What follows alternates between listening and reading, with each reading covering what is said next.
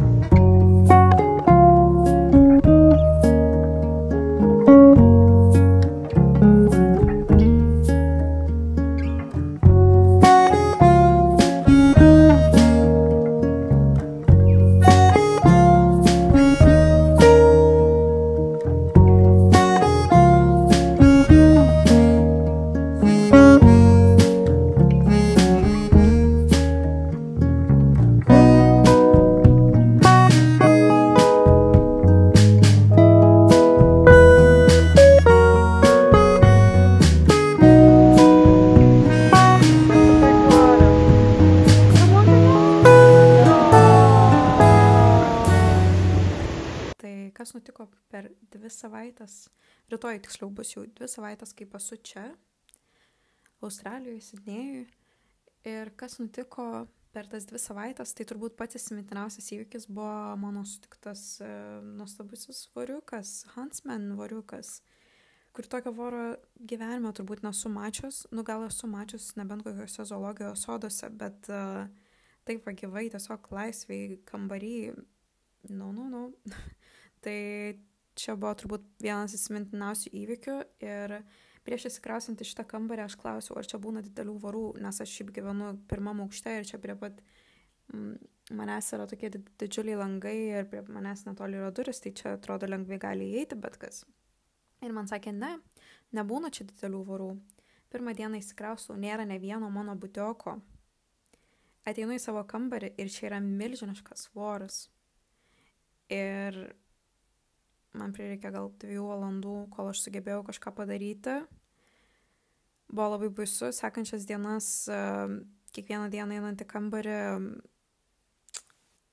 atrodė, kad vėl bus. Ir negalėjau miegoti normaliai, pastoviai atsikeldavau. Tai jeigu jums kažkas sakė, kad Sidnėjui nėra didelių vorų, tai jums melavo ir yra, tikrai yra.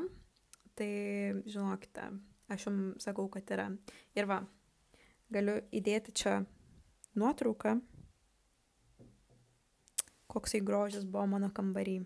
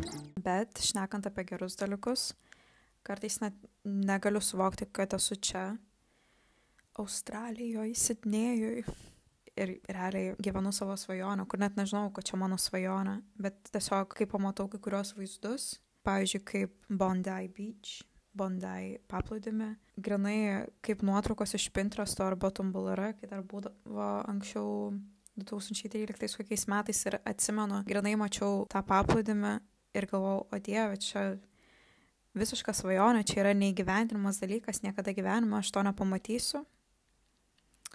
Dabar prašau, pusvalandis kelio, štai jisai, wow. Arba visi tie pastatai, jau kai sutemsta ir tos lemputės, Sidnėjaus opera, visi gyvūnai, dar nemačiau kengūros, mačiau tik tai muziejuje kengūrą. Bet irgi buvo įdomu, aišku, Sidnėjuje jų ir nėra, reikės kažkur kitur nuvažiuoti, kad pamatyt, tai visai laukia įdomių dalykų. Ir palyginus, kiek daug čia visko yra, žymiai daugiau nei Lietuvoje, ir čia viskas taip kitaip, visai kitaip nei Europoje, kur man vis dar jaučiu, kad vyksta adaptacija ir dar iki galo tikrai negaliu susivokti ir daug yra keistų, bet įdomių ir fainų dalykų ir viskas labai gražu ir wow,